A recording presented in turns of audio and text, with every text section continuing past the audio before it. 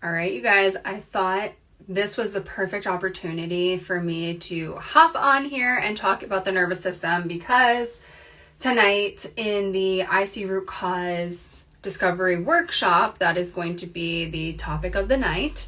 And it's funny because I had a super relevant experience happen in the past 24 hours that I wanted to share. If you guys, I'll kind of give you the gist of my IC and then talk about how I identified nervous system dysregulation as my root cause, and then we'll talk about what happened. So I have had bladder pain my entire life. Growing up, it was always there 24/7. It just felt like there was always hot sauce in my bladder. I was peeing fire, like all of that. And long story short, I identified that one of my root causes was nervous system dysregulation. So basically my nervous system was stuck in a constant state of fight or flight. And that state, that nervous system state isn't conducive to healing. Your body is meant to go into that state, but it's supposed to get out of it and go back to that rest and digest state. And essentially my nervous system never goes into that.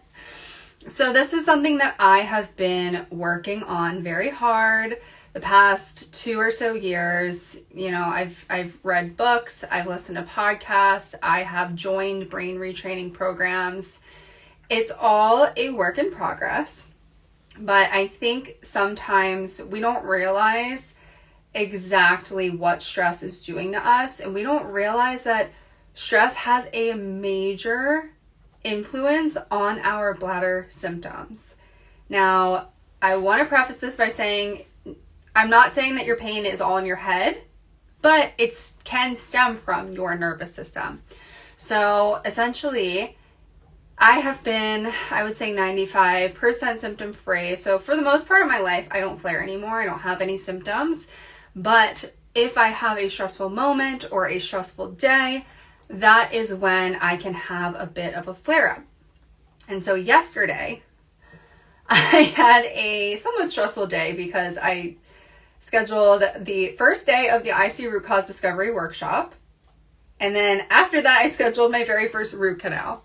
So between those two things, I felt pretty anxious, and everything went well with the workshop. But with the root canal, I've had a lot of, cavities filled and, cleanings and all that. So I'm used to that environment. I'm used to having someone's hands in my mouth.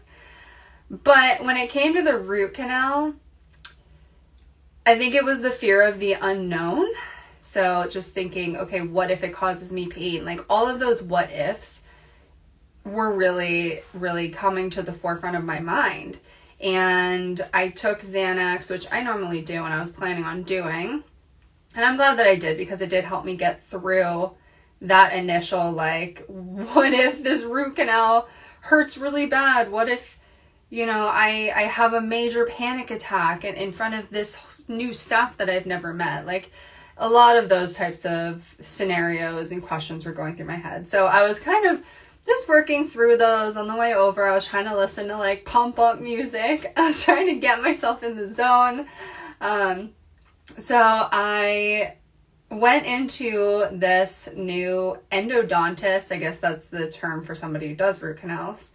And it turned out to be completely fine. I was there for 2 hours. The endodontist was a young guy, maybe my age, maybe a little older. And he was really personable. He talked to me through everything. He's like, okay, now you're going to feel some pressure. I told him I was really nervous about the sounds and the smells that occur with these procedures. And he's like, okay, now you're going to smell something a little funky, but it's this, it's going to be okay. This, a little bit of pressure, a little bit of drilling, it'll be over in a minute. And I really appreciated the fact that he did that. He checked in with me. But, and I really felt like I did well. I felt like I tensed my pelvic floor, or clenched it a little bit. But afterwards, a couple hours later, so I had this procedure done at 2:30, and come 4 o'clock, I started to feel So the feeling of, okay, my pelvic floor is irritated. I'm probably going to have a flare the next time I go pee. And that's exactly what happened. So I think I don't know, this was at like 7 o'clock, and I went to the bathroom and I did have a little bit of a burny feeling.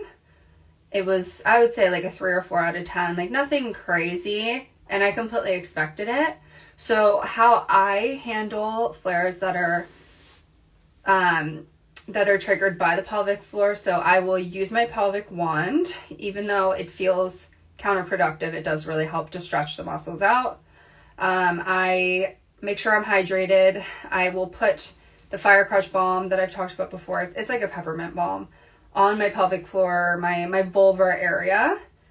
And I'll just try to chill. I'll try to calm my nervous system, because that's something that those are like my go-to flare busters for a flare up that was caused by stress. And so I got that flare calmed down in like 30 minutes. So it was an interesting experience. Like I said, I was fully expecting to have a bit of a flare just because of the stress of the root canal procedure. It's just funny because it was completely fine. All of those thoughts in my head were like completely driven by anxiety, which I can recognize. And so this morning I wake up, I don't have any pain, which is great. I thought maybe I would, but I didn't. And coincidentally, I had a pelvic floor PT appointment booked for 8 a.m. this morning. And I actually, a couple days ago, was like, maybe I'll cancel it. But I kept it, and I'm really, really glad that I did, because she told me, my pelvic floor PT told me that my pelvic floor muscles were the tightest she has ever seen in me.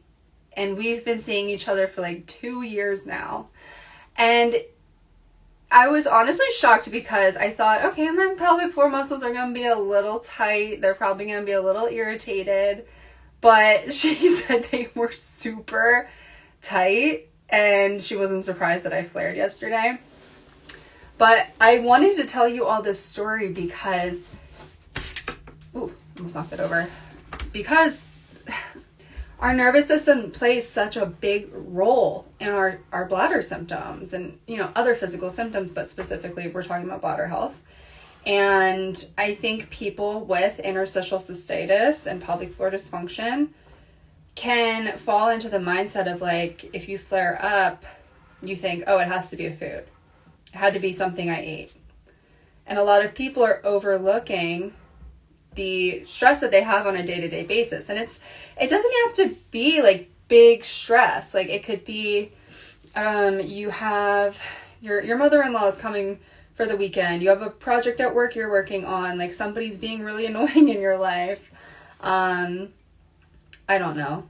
I'm just naming random stressful situations. Like it doesn't have to be anything huge, but sometimes when you are stressed, especially if you have pelvic floor dysfunction, which 80%-ish of people with IC have, you're holding your tension in your pelvic floor, whether you realize it or not. The people who are here, like, just think about it. Are you currently clenching your pelvic floor? It's so hard to realize in the moment, I think. But once you start to become aware of it, then things get a little bit easier. Okay, I need to do some breathing exercises right now. I need to do some mindfulness activities. I need to go to yoga, like something that works for you. But the first thing that needs to happen is that awareness.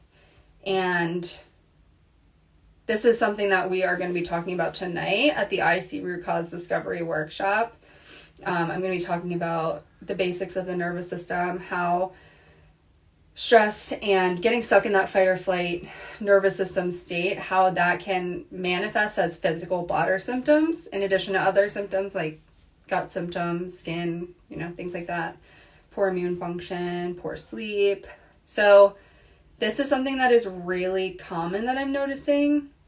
I actually just shared a picture of a post that I did last week where I shared, it was a screenshot of a poll I did of my road to remission clients, where I was asking them, what is your root cause? Or like they could vote for multiple things. And the majority of people voted for nervous system dysregulation. And like, I'm just noticing that so many people are coming into the program thinking, oh, I'm diet sensitive. Like matter of fact, like they don't have any doubts. And then we have them go through the elimination diet process, and a lot of them realize that they're really not diet sensitive. And once we get them learning about their nervous system in our nervous system series in the program, and talking about things that are working for them, and you know, what people are using to regulate their nervous system, once they start immersing themselves in that information and talking to other people about it, like a light bulb goes off. And I can't begin to tell you how many of my clients lately have either reached remission or have significantly improved their symptoms by simply working on regulating their nervous system. So definitely something to think about. If you're somebody who isn't sure if your nervous system is dysregulated, you know, tonight is a really great opportunity to join in on our workshop. It's going to be a 60-minute workshop where I, for the first half, will teach you about the nervous system and different techniques you can utilize to regulate yourself. And then you're going to hear from my client, Amy, who I think actually is in this live right now. So, hey, girl. She's going to share her experience of going from like daily bladder symptoms to reaching remission through a combination of a couple of things. But one of the most important things she did was worked on regulating her nervous system. So she's going to share her experience tonight inside of that class. And then, you know, people who are there are going to be able to ask her and I questions about, you know, our journeys in that nervous system regulation process. So it's going to be a really good class. If there was one class I would recommend people attend, like if they could only attend one out of all of the 5 of them, I would say this would be the one. If you can't make it live, we record all of the classes and we post them to the IC Collective, which is where this workshop is hosted. So even if you can't be there live, that's okay. You can watch it later. So if you're interested in joining, the link is in my bio. We start at 6 p.m. Eastern tonight, so that's 3 p.m. Pacific. If you're in the UK, it's probably a little bit later, probably like 11 p.m. So yeah, let me know if you guys have any questions about the workshop, about the nervous system. I'm going to dive into a lot of different tips and tricks, different regulation practices later. So it's going to be a really fun time, and you'll be able to get support from me and ask your questions in real time. Last night's class, or yesterday's class, we did it at noon. We had 11 people show up live, which is a really good number in my opinion. Everybody got to ask their questions. Everybody got to talk if they wanted to. So yeah, if you guys want to join us tonight and the rest of the week, that is at the link in my bio. Tomorrow we're going to talk about overlapping conditions like endo, IBS, and vulvodynia.